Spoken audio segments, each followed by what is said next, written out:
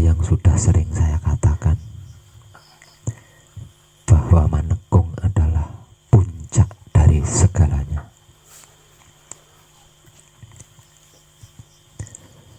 Salah satu sisinya adalah di Manekung inilah semuanya akan terungkap jika ada rahasia. Panjenengan itu asli manusia masa kini atau manusia masa lalu yang bereinkarnasi di masa kini, itu akan terungkap di Manekung ini.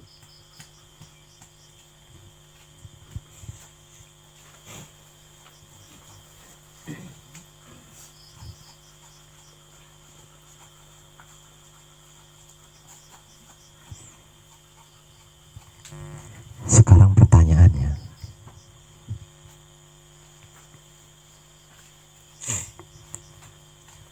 kalau identitas jati diri pribadi panjenengan yang sesungguhnya, yang sebenarnya terungkap,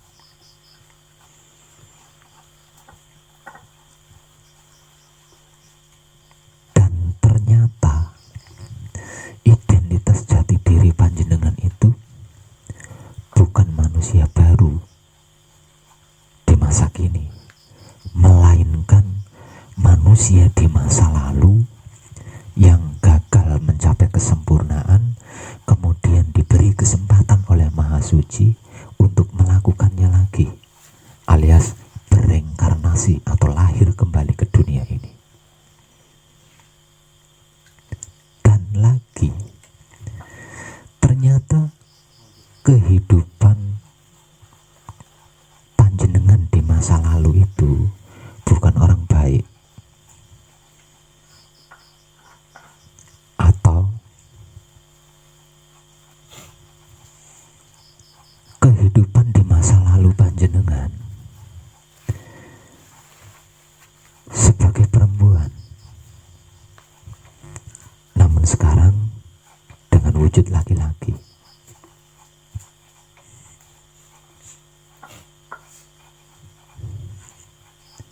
Apakah panjenengan siap menerima kenyataan itu? Serius ya?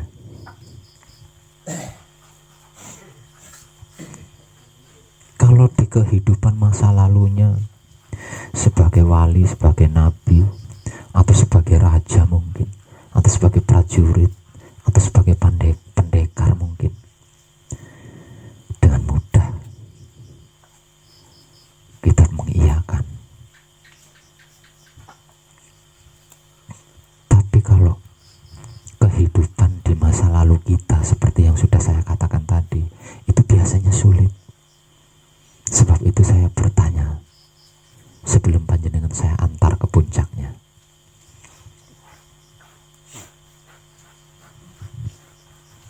intinya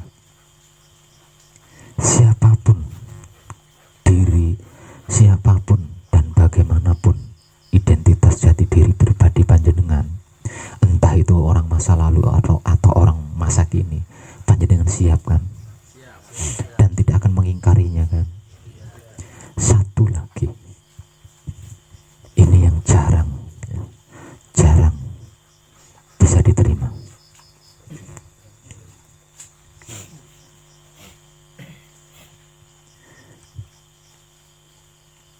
Dalam sejarah kehidupan manusia, bermula dari nenek moyang kita yang lebih dikenal dengan sebutan Nabi Adam.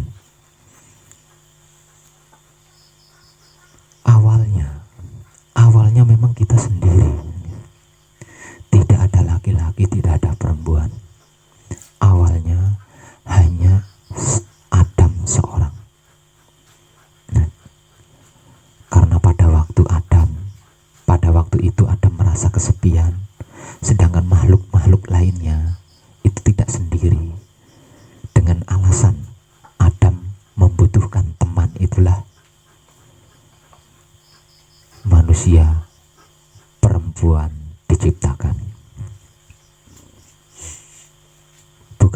alasan lain loh ya. Jadi pada waktu itu nenek moyang kita Adam bermohon kepada Maha Suci untuk diciptakan seorang teman, sama seperti makhluk-makhluk lainnya. Dengan sedikit ketidaktahuan, maka teman itu pada akhirnya menjadi lawan. Ya, lawan dari segalanya, lawan jenis, lawan semuanya pokoknya. Awalnya adalah teman, tapi karena ada sedikit kesalahan yang terjadi pada waktu itu, sehingga teman tersebut berubah menjadi lawan. Dan yang perlu kita ketahui, ternyata seorang teman yang dimohon oleh nenek moyang kita Adam itu tercipta dari dalam diri kita, bukan dari luar diri kita, yaitu satu tulang rusuk kita, tulang rusuk nenek moyang kita Adam.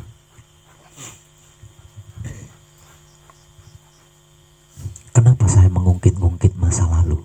Kenapa saya mengungkit-ungkit masa lalunya nenek moyang kita? Karena ini ada kaitannya dengan Manekung. Gitu. Ada kaitannya dengan Manekung. Nah, bermula dari sinilah apa yang akan saya tanyakan terakhir ini nanti, ya ini yang jarang orang mampu menerima kenyataannya.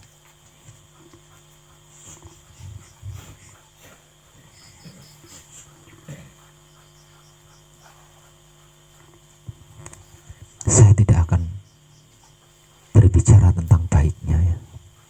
Saya tidak akan berbicara tentang baiknya, saya tidak akan berbicara tentang enaknya, tapi saya mau berbicara tentang tidak enaknya, tentang buruknya.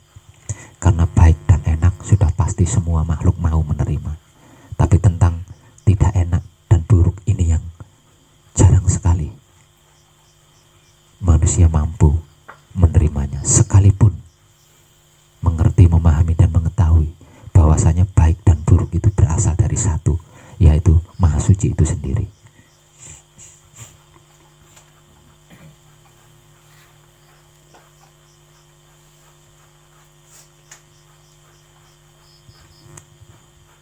Pertanyaannya,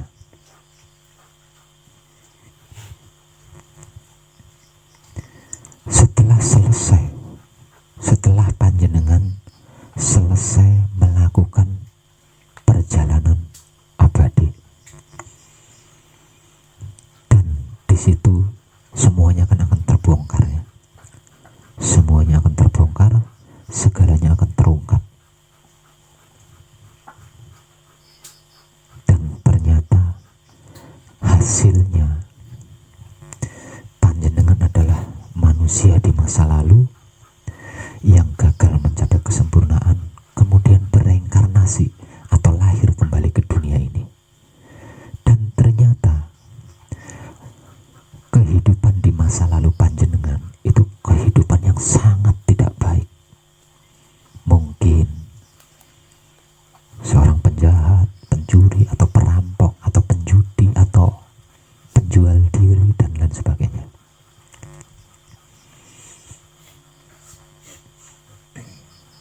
Sudah seperti itu, dan ternyata salah satu tulang rusuk panjenengan yang dulunya pernah dipatahkan untuk dicipta menjadi seorang perempuan, itu ternyata masih ada di dunia ini. Nah, dia masih ada di dunia ini, dan dia juga sedang mencari kesempurnaan abadi, namun belum menemukan jalannya seperti panjenengan.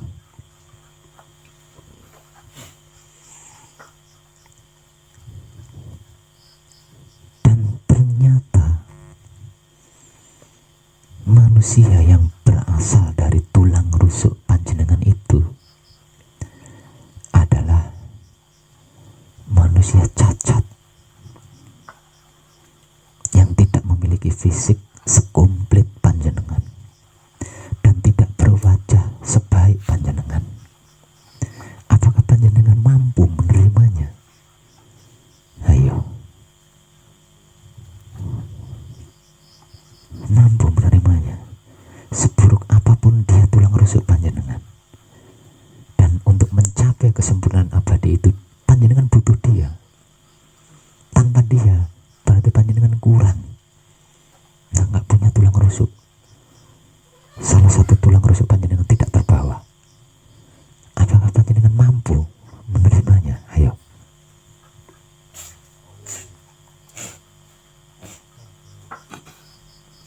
Sanggup menerima. Dia buruk rupa, cacat lagi, miskin pula, katakanlah. Ayo.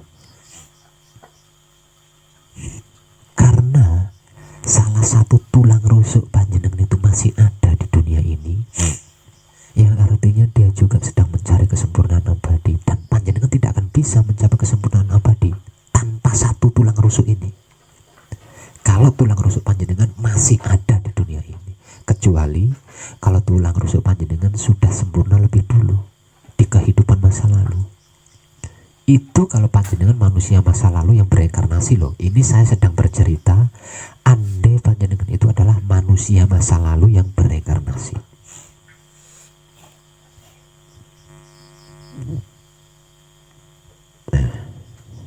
Sanggup panjenengan menerima? Kenapa bisa seperti itu? Dulu, ya, dulu, zamannya leluhur kita, zamannya nenek moyang kita, ilmu kesempurnaan abadi itu dianggap ilmu. Makanya saya pakai ilmu di depannya ya. Ilmu kesempurnaan abadi itu sangat mahal dan langka. Itu pun hanya diberlakukan untuk kaum bangsawan. Jika bukan seorang bangsawan atau keturunan dari bangsawan, itu tidak diperkenankan untuk mempelajari ilmu kesempurnaan abadi. Nah, bermula dari sini apa yang saya katakan tadi terjadi.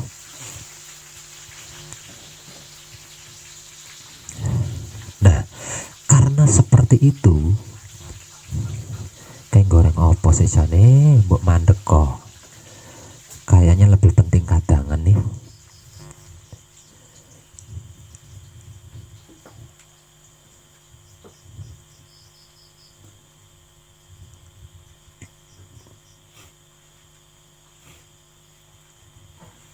Saya mau bicara kenceng, ini tengah malam.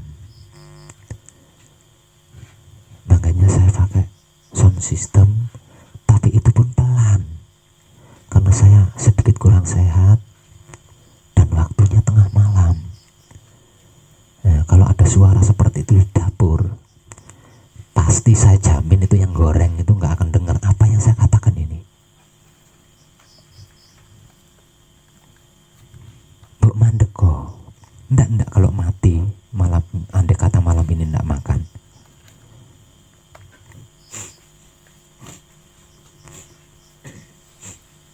Nyampe di mana tadi saya ngomong? Tuh kan, saya lupa tadi.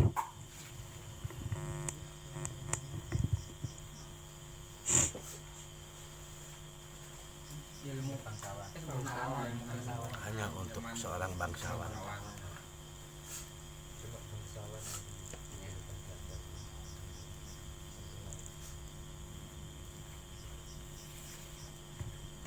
Di zaman dulu, kesempurnaan abadi itu disebut ilmu.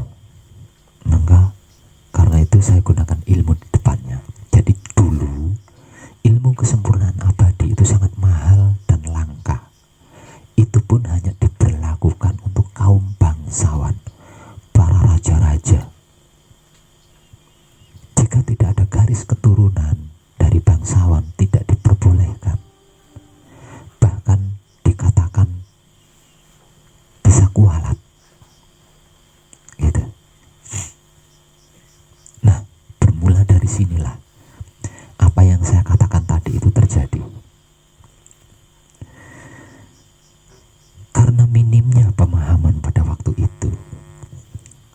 Sehingganya, satu misal, saya adalah seorang bangsawan. Artinya saya punya hak untuk mempelajari ilmu kesempurnaan. Sedangkan istri saya bukan dari garis keturunan bangsawan, dari rakyat jelata katakanlah. Atau pada waktu itu saya masih sendiri, belum punya istri.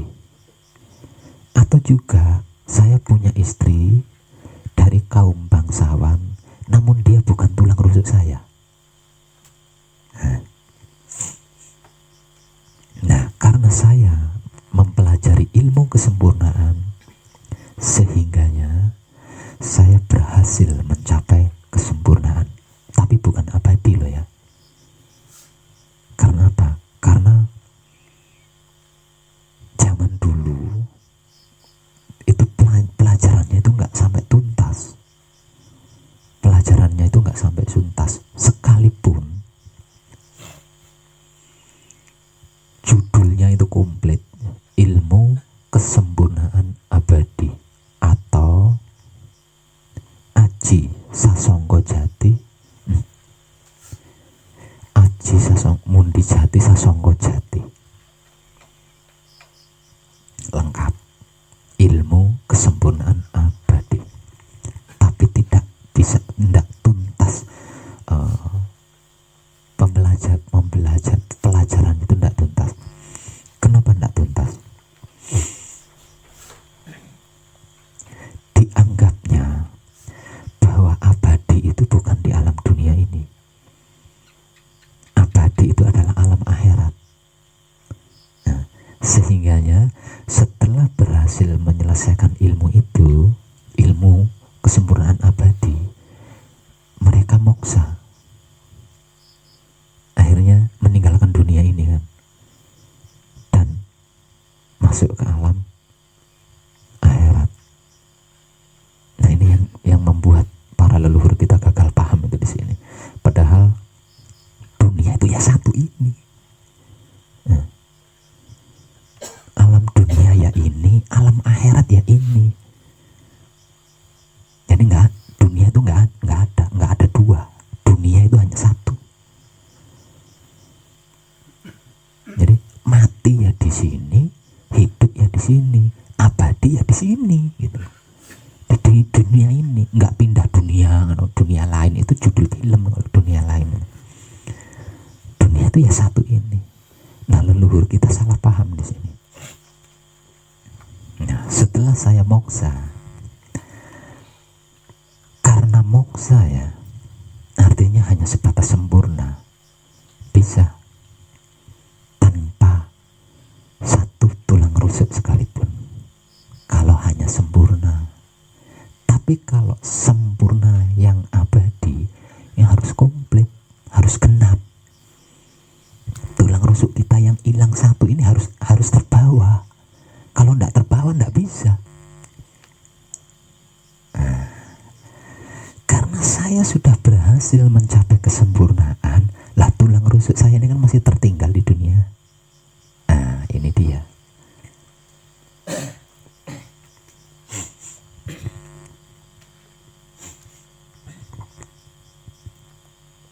Apa yang saya ceritakan tadi itu terjadi.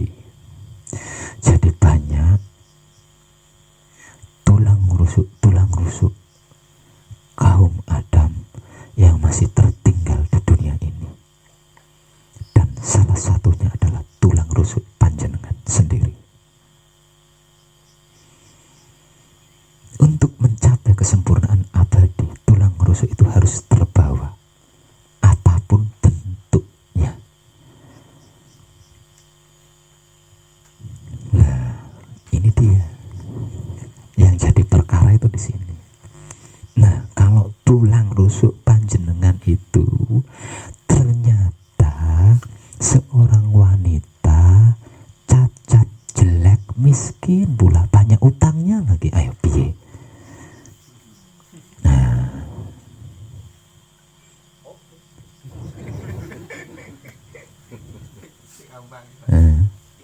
Iya. Nah, siap. Siap. Oke. Oke, siap. Ada lagi. Nah, ternyata tulang rusuk panjenengan itu berwujud hewan.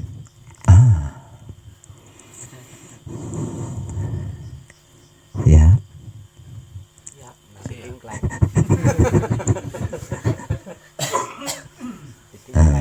Ya udah.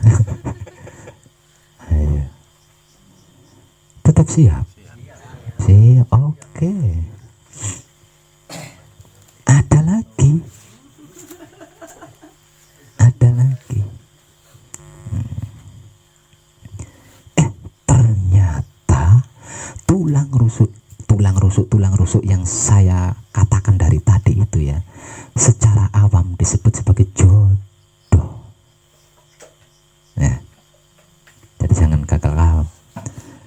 Tulang rusuk yang saya katakan dari tadi itu, kalau bahasa awamnya, istilah awamnya adalah jodoh.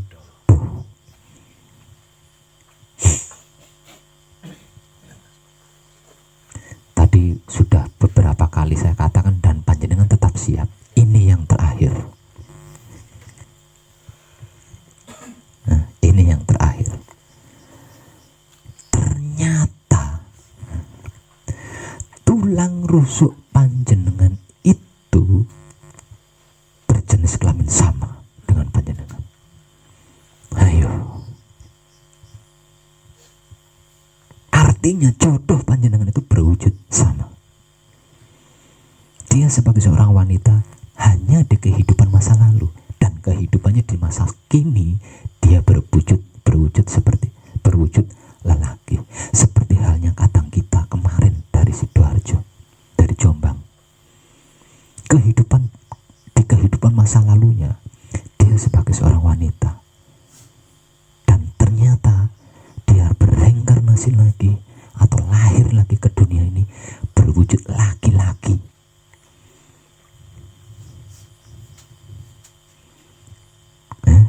Karena dia sudah melampaui beberapa kehidupan dengan wujud yang berbeda-beda. Saya bertanya sama dia, kamu mengalami apa ya, kepribadian ganda kan? Dia mengakui, ya. Nah, ternyata jodoh panjenengan, tulang rusuk panjenengan di kehidupan masa kini sama-sama berwujud laki-laki seperti panjenengan. Atau untuk perempuannya, ternyata pemilik tulang rusuknya yang bereinkarnasi ke dunia ini atau lahir kembali ke dunia ini berwujud sama-sama perempuannya. Katakanlah paman itu bukan jodohmu, ternyata jodohmu wujudnya sama perempuan, atau sebaliknya maman juga seperti itu. Ayo, ini yang terakhir. Mampu panjenengan menerima kenyataan itu? Siap.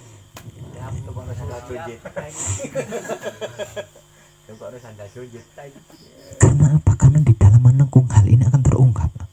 Siapa panjenengan kalau panjenengan orang masa lalu, siapa panjenengan di masa lalu akan terungkap di sini. Kalau panjenengan manusia masa kini, siapa panjenengan akan terungkap juga di sini. Dan ini hasil tentang ini saya harus jujur kepada panjenengan. Saya harus mengatakan, saya tidak bisa merahasiakan. Ayo, piye kuwi.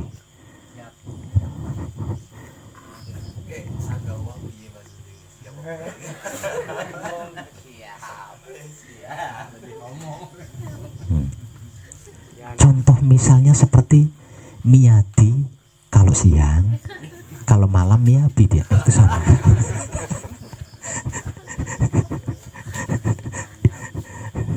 Itu namanya tuh nama reinkarnasi itu.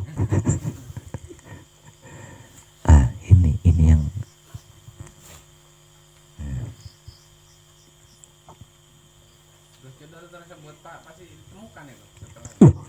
untuk mencapai kesempurnaan abadi, Romo akan mengantarkannya, pasti akan mengantarkannya. Hah? Jodoh itu tidak ada kaitannya dengan nikah atau kawin. Karena jodoh itu urusannya bukan begini. Yang penting tahu yang penting tahu oh iki jodohku wis beres. Satu misal contoh, Maman bukan jodohnya Nana, Nana ketemu jodohnya, Maman ketemu jodohnya, terus Maman sama Nana cerai gitu. Putronya di mana? Ngawur. Nggak seperti itu. Ini urusannya tulang rusuk gitu loh, tulang rusuk. Nah kalau Maman itu urusannya tulang rusuk. Nah kalau istrinya Nana itu urusannya dengan pemilik tulang rusuk, bukan soal Kawin lagi.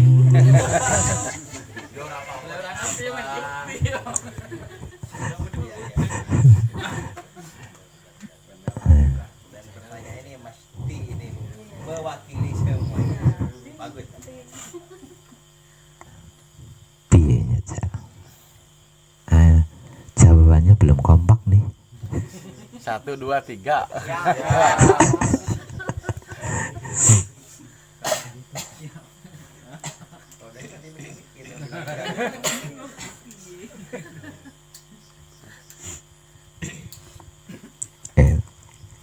Dan ini yang paling terakhir.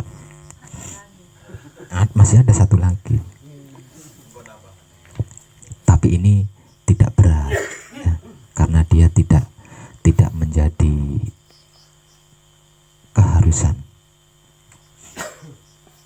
Ada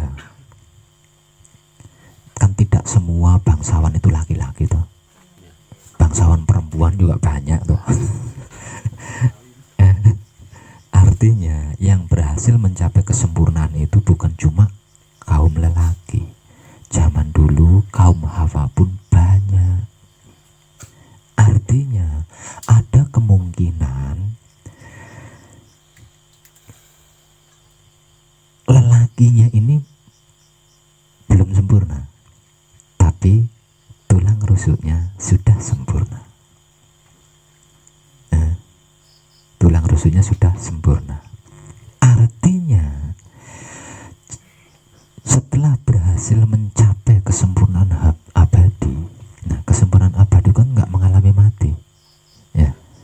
Artinya seumur hidup ngejomblo nih, nah sudah nggak punya tulang rusuk. Seumur hidup ngejomblo, laki-laki atau perempuan sama, siap panjenengan. 1, 2, 3.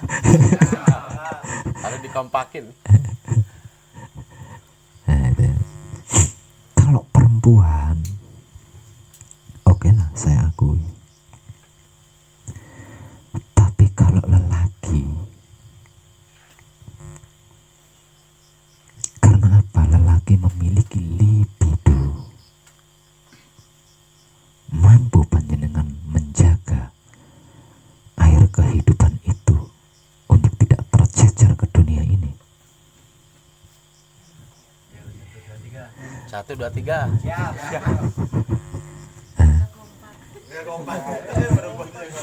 Perempuannya protes. Soalnya apa? Soalnya bukan tidak mungkin gitu. Ada. Karena tulang rusuknya sudah sempurna lebih dulu, ngejomblo dia, bukan tidak bukan karena jelek, bukan karena miskin, bukan ya. Sedikit pun nggak ada hasrat. Dan dia tidak mempermasalahkan. Namun karena yang namanya lelaki itu memiliki libido, ketika libido itu muncul, ya ono kalane nganggo sabun ning kamar mandi. Nah, mampu tidak sanggup enggak panjenengan untuk tidak melakukan itu?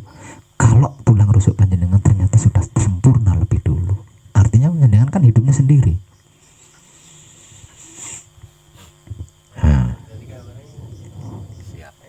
Siap.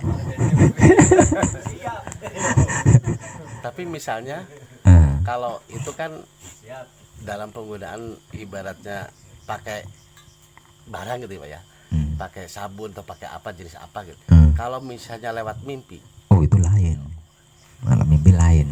Kalau mimpi ada patrap samadi mijil sampurno. Tapi ini kan disengaja. Kalau pakai sabun di kamar mandi kan disengaja. Atau di kamar pakai hand body. Soalnya saya sendiri pernah itu.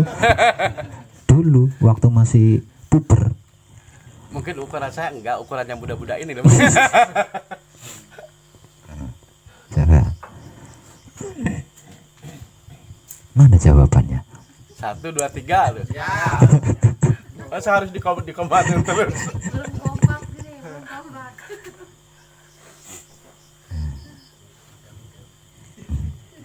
Yang muda-muda, yang ukuran saya medium aja.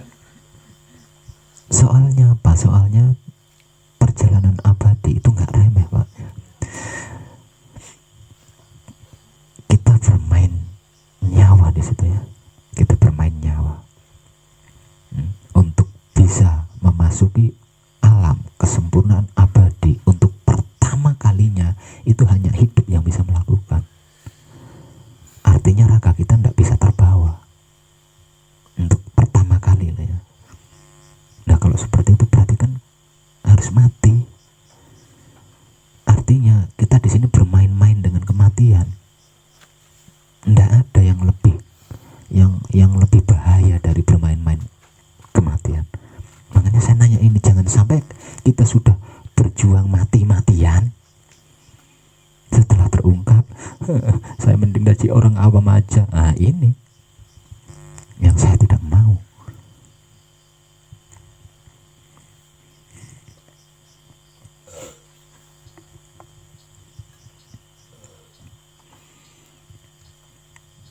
Dan menurut ilmu pengetahuan hasil praktek saya di TKP, tidak ada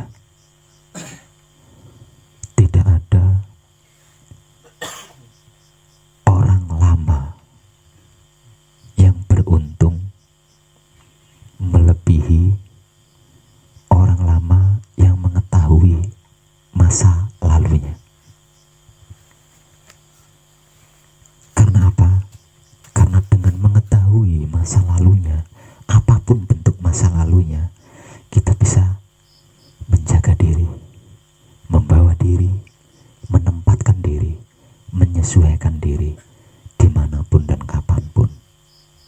Sehingganya kita tidak mengalami kegagalan sempurna dan terhenti dari yang namanya reinkarnasi. Kalau kita sudah mengetahui, tapi kalau kita belum tahu, kan masih seenak udele. Artinya nggak ada yang lebih beruntung dari itu untuk orang-orang reinkarnasi.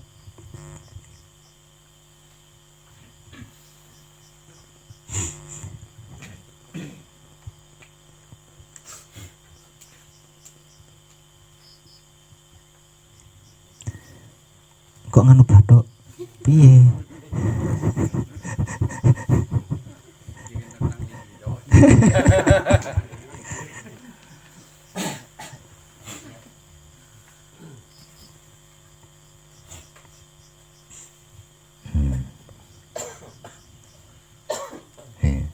Bagaimana, Man? Jangan ada lah.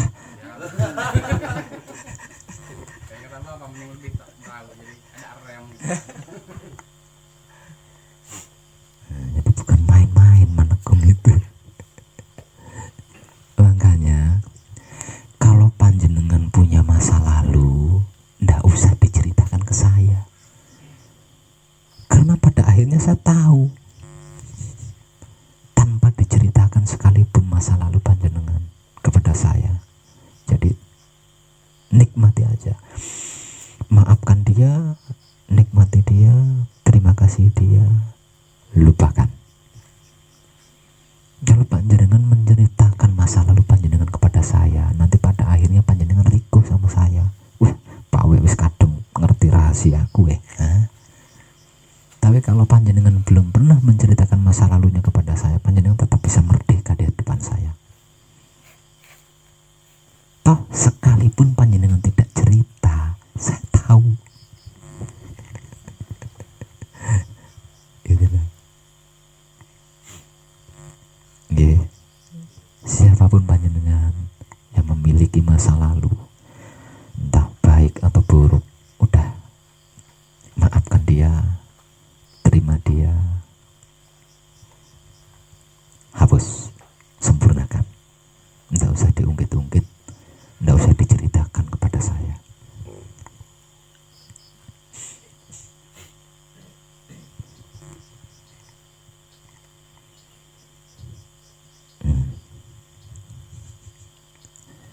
Karena apa? Karena tidak semua manusia hidup ini manusia asli, manusia baru.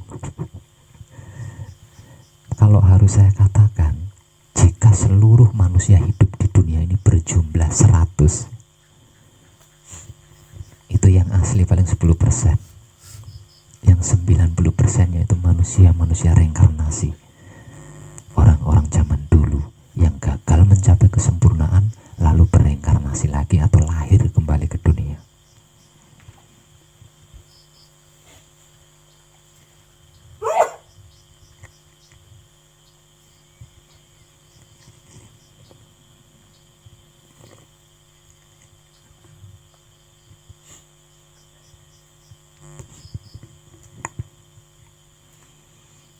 Semuanya siap ya? Kalau begitu, lanjutkan perjuangan panjenengan dan manakung tahap 5 akan saya percepat. Karena panjenengan, karena saya sudah mantap dengan keberanian panjenengan, kesiapan panjenengan.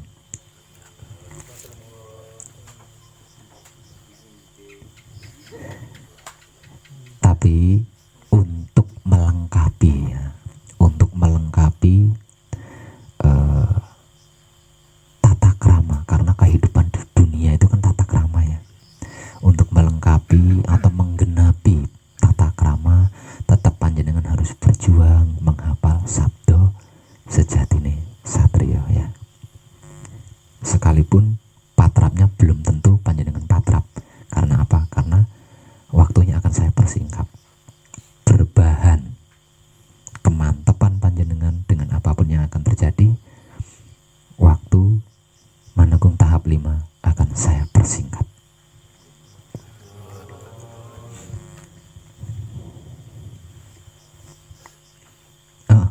Si tok urung si tak takoni. Miyabi. Piye miyabi? Jawabanmu urung krungu aku. Ternyata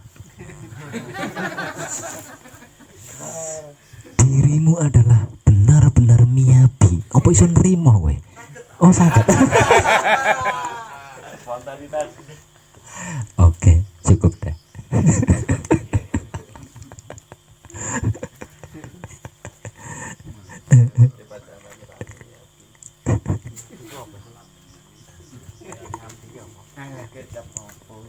Apa? Merek sabun mandi.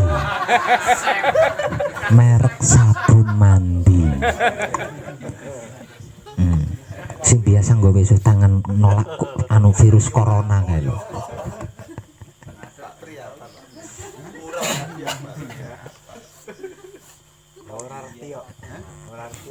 Iya, lebih baik orang ngerti timbangannya aku ngungkap. Oke, kadangan malam ini cukup segitu, singkat tapi ini inti ya. Nah, kita lanjut santai. Untuk yang mau patrap monggo patrap, untuk yang sedang istirahat lanjutkan istirahatnya, kita santai.